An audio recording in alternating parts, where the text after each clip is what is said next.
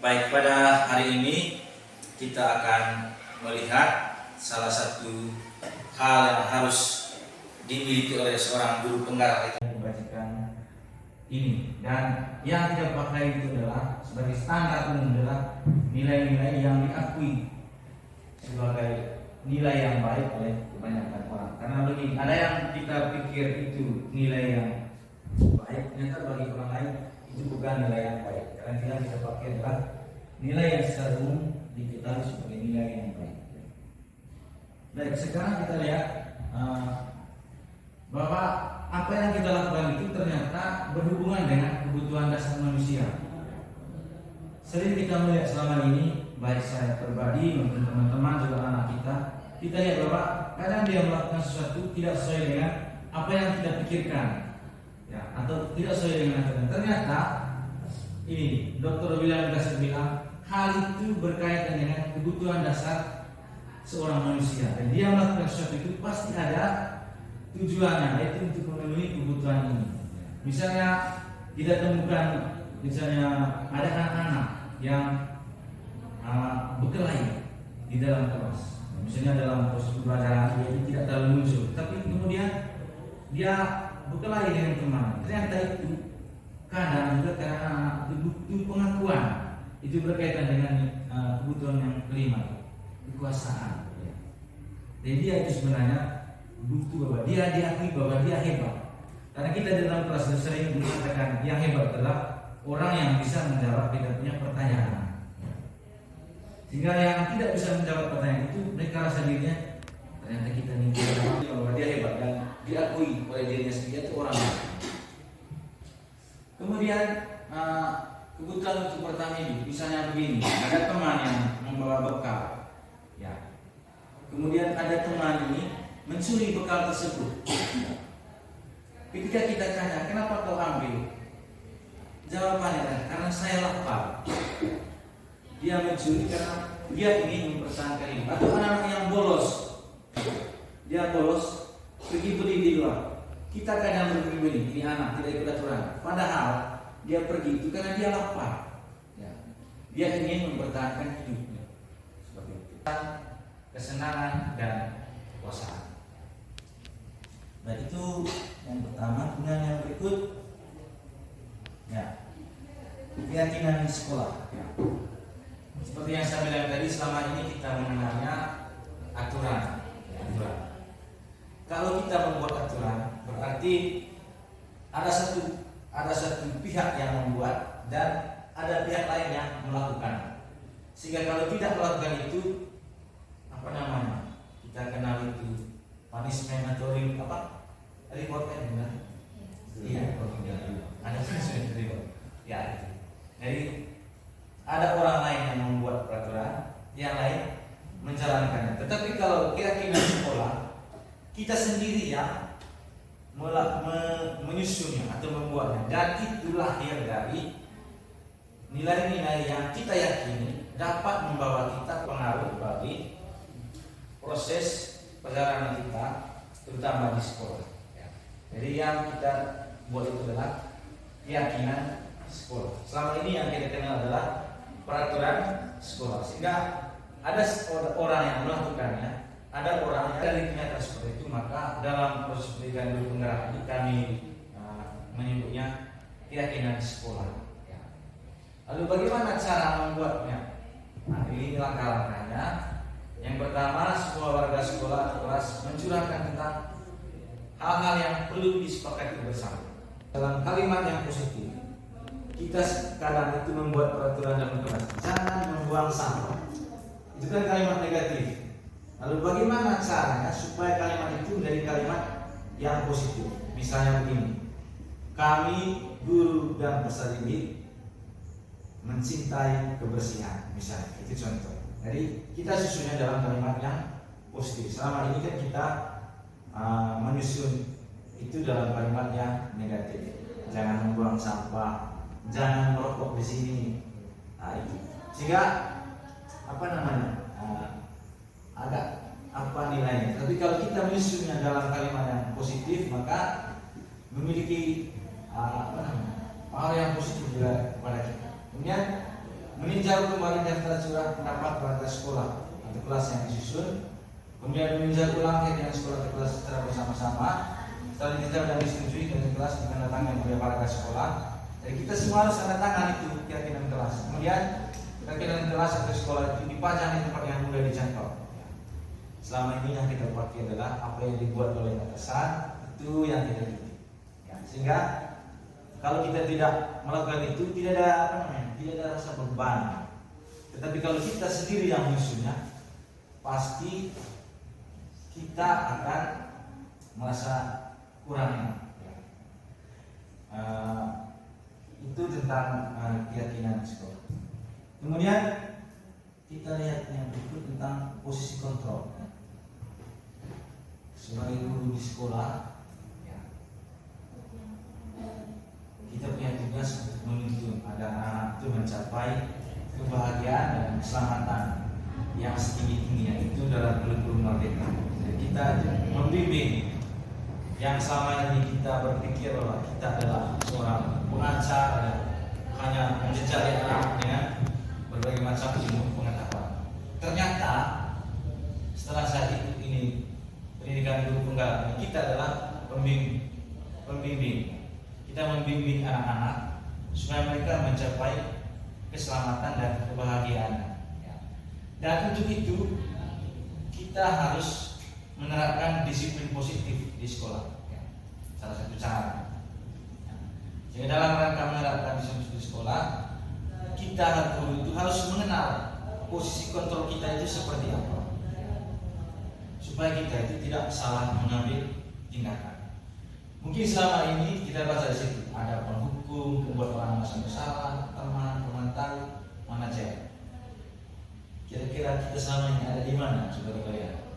Misalnya Pak Beni selama ini ada di mana kira-kira dari 5 itu? Ya, Pak Beni ada di mana kira-kira? Kalau Ibu Esa guru BK pasti di nomor 5 ya. Nomor 5. Kalau Ibu Mia 1, 2, 3, 4. Kalau Pak Jero Bayu kan? Ada di mana? Posisi kontrol. Kalau saya sendiri mungkin 5-5-nya ada semua. Jadi ini posisi kontrol kita sebagai guru di sekolah dalam upaya membawa anak-anak supaya jiwa dan raganya selamat dan mengalami kebahagiaan. Misalnya yang pertama itu penghukum. Kita itu kalau ketemu dengan anak sekolah yang tidak setia dalam, langsung sedot. Seperti itu. Atau misalnya tidak kerja tugas langsung Anda di luar dulu ya. Kemudian membuat orang merasa bersalah. Kalau ada anak yang misalnya tidak datang sekolah, kita mulai ceramah. Kalau tidak kasihan dengan rumah, maka sekolahkan kau 5 juta 1 tahun. Itu semua sehingga anak menjadi apa? Masa jadi saya ini anak yang suka buat salah. Jadi dia merasa menjadi pribadi yang gagal. Kemudian menjadi teman. Ada baiknya menjadi teman, tapi ada juga tidak baik. Kalau kita jadi teman, anak-anak itu akan mengharapkan semuanya pada kita. Kemudian sebagai pemantau, ketika ada anak yang sudah bersalah, kita memberikan teguran, lalu kita lihat terus menerus. Hari ini kau tidak boleh ini contohnya, hari ini kau tidak boleh ini contohnya, pemantau. Kemudian sebagai manajer ini, kita guru itu tugasnya adalah bersama anak-anak untuk yang pertama mencari tahu apa akar persoalannya, kemudian bagaimana solusinya, dan apa keyakinan yang sudah disepakati. Itu sebagai seorang manajer kita lihat.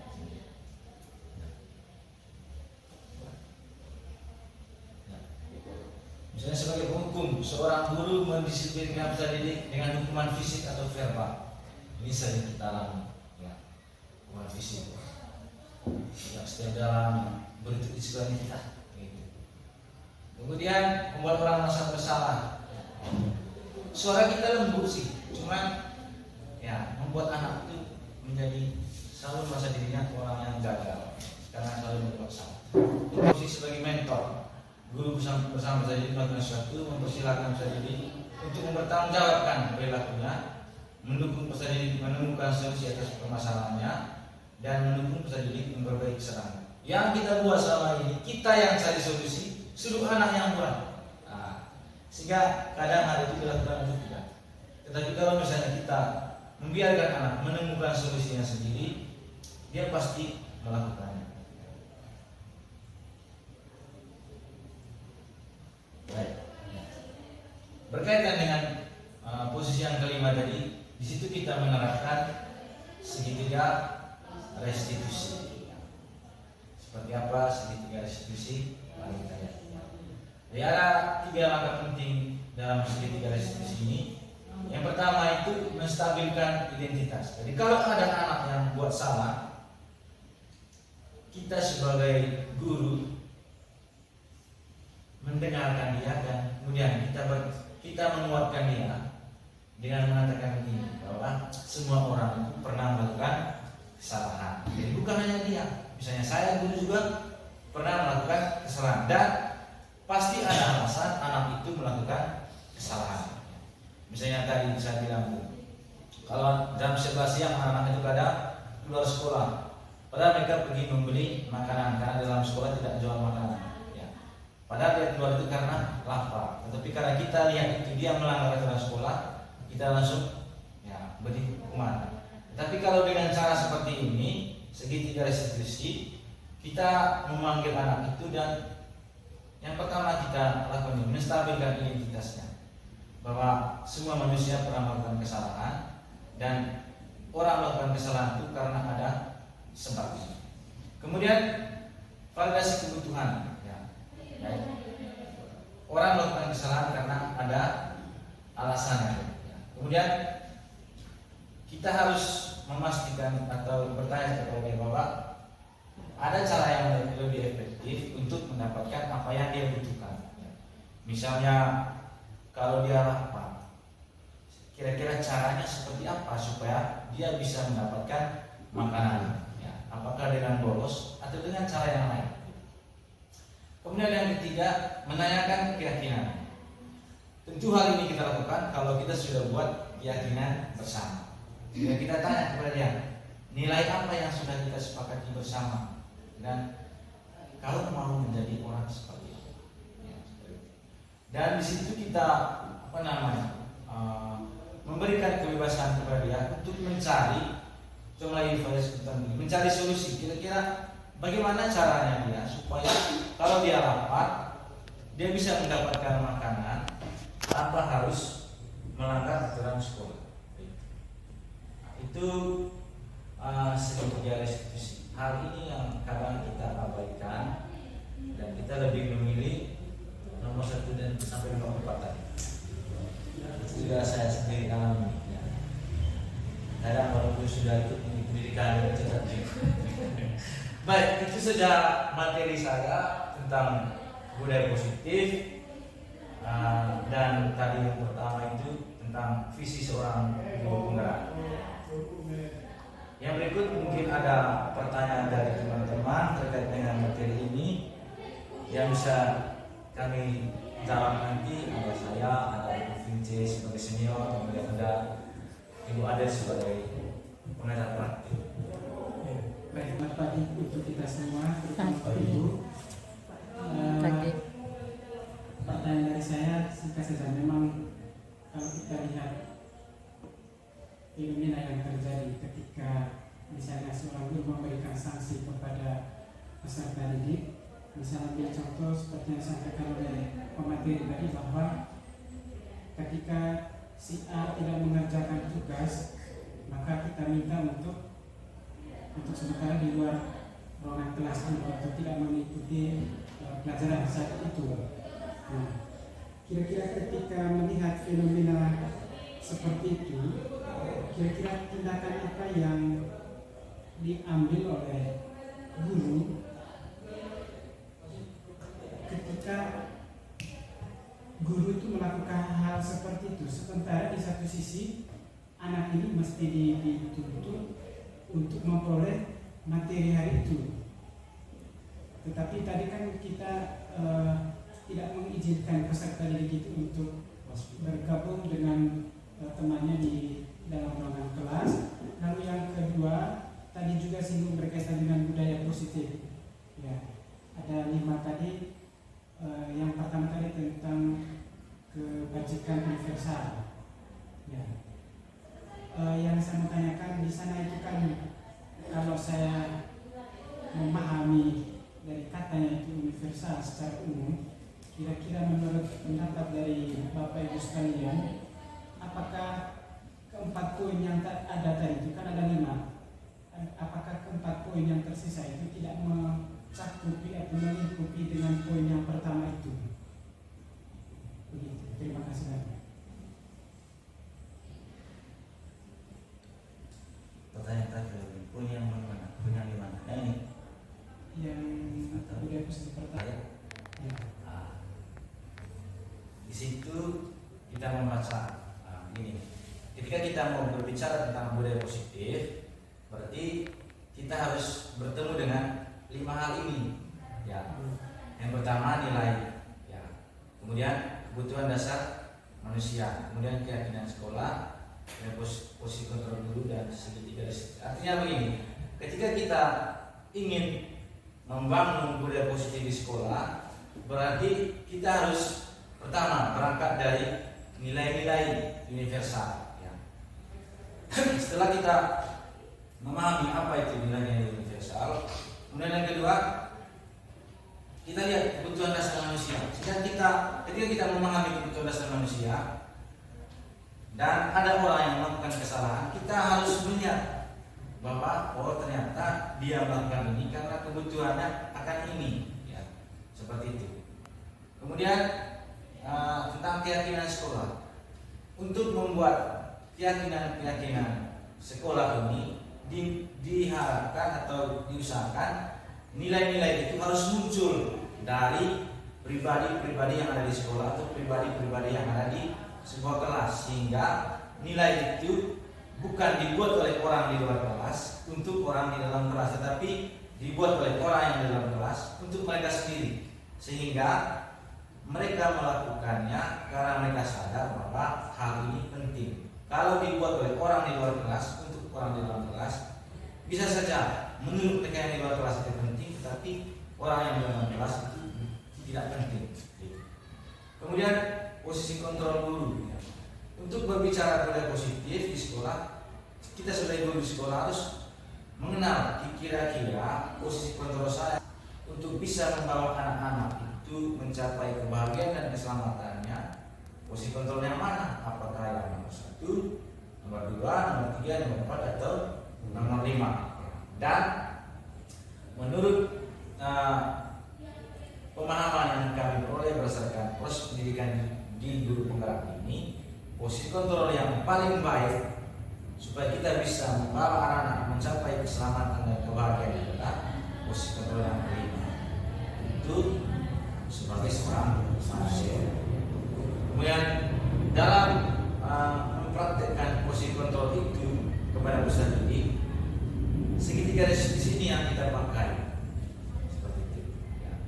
Sehingga kita tidak salah dalam memberikan pendampingan terhadap anak-anak. Kita pakai segitiga restitusi. Kita harus berupaya supaya anak-anak sendiri yang lebih banyak menemukan solusi, sehingga solusi yang ditemukan itu adalah solusinya anak-anak karena dia yang akan menjalankannya, ya.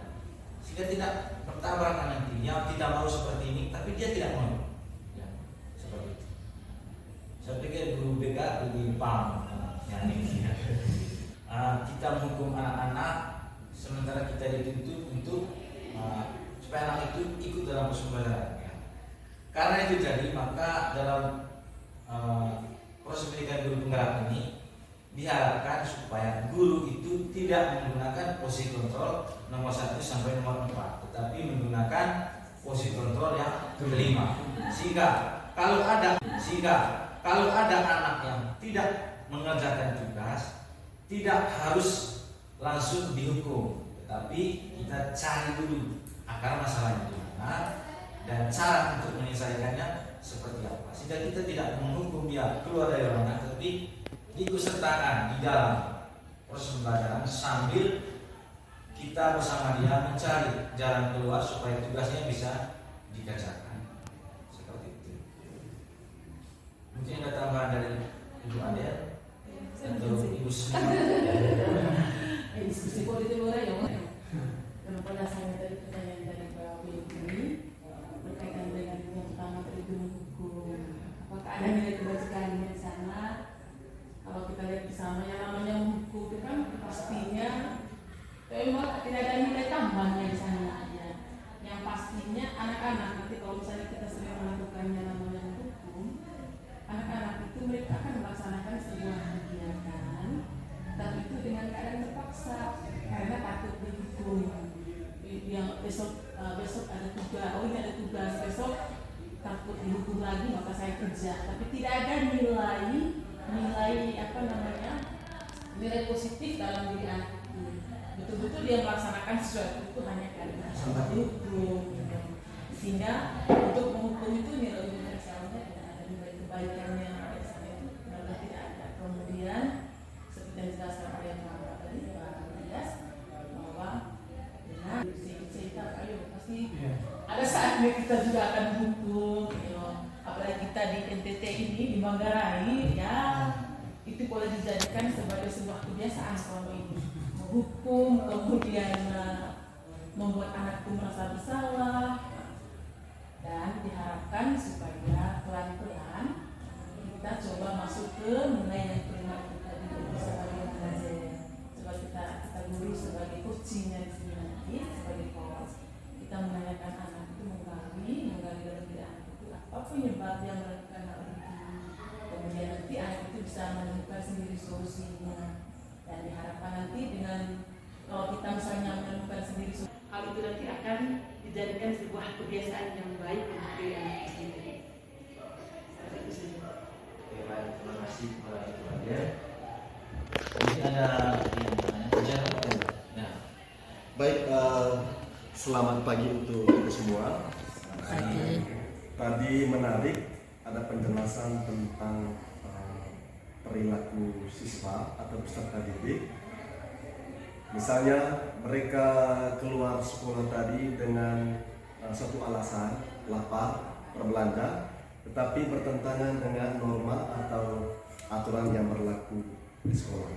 Nah, sementara sisi lain, ketika kita melihat kebutuhan ini, misalnya dia lapar, dia makan, maka itu adalah hal yang terdesak dan mengharuskan dia untuk membelinya. Sementara terbentur dengan tata tertib yang berlaku di sekolah. Nah, bagaimana langkah yang tepat yang perlu kita ambil sehingga antara norma yang berlaku di sekolah dengan kebutuhan anak-anak ini tadi tidak mengabaikan tata tertib yang berlaku itu, atau nilai keseimbangannya supaya tidak mengabaikan dia tidak bisa dapat makan, kemudian dia juga tetap mematuhi aturan yang berlaku di sekolah.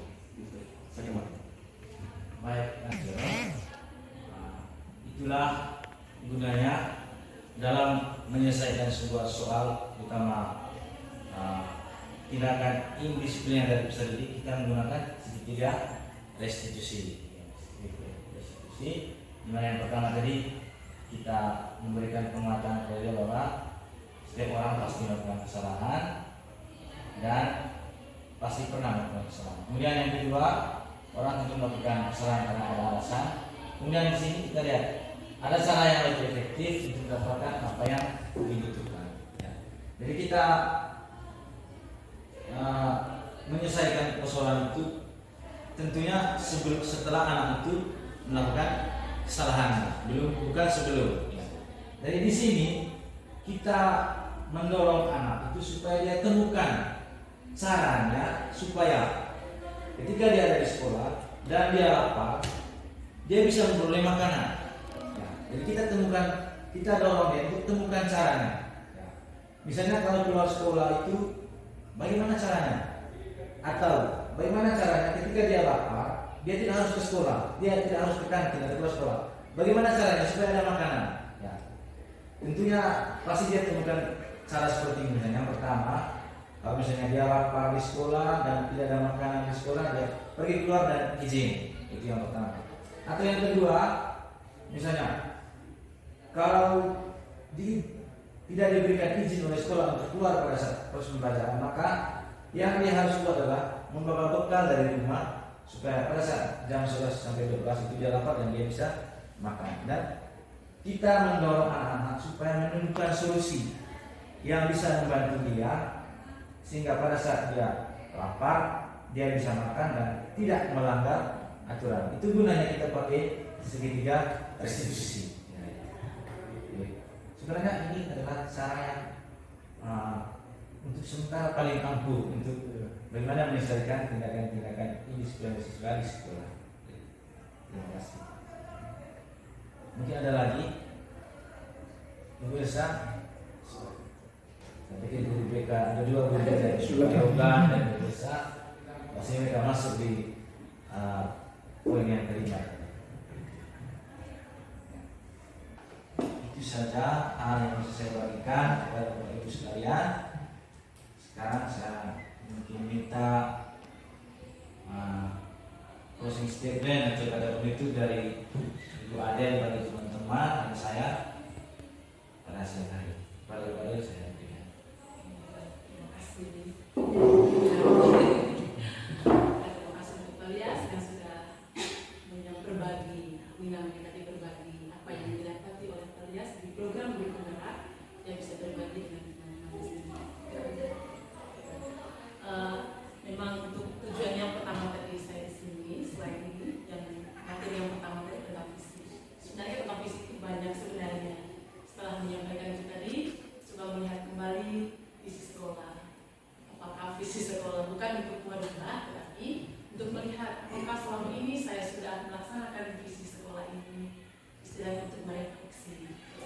Dan dari materi yang pertama tadi, diharapkan sebenarnya untuk kita semua nanti bisa melakukan sebuah prakarsa untuk diri kita sendiri. Apa yang saya akan lakukan terhadap murid saya, karena tujuan akhir dari kita datang sekolah, kita buat visi otomatis untuk murid. Semuanya murid. Dan dari tempat ini saya menyampaikan terima kasih banyak atas kehadiran dari Bapak Ibu semua. Dan ini merupakan, saya bisa menilai bahwa dukungan dari sekolah ini untuk Elias sangat luar biasa.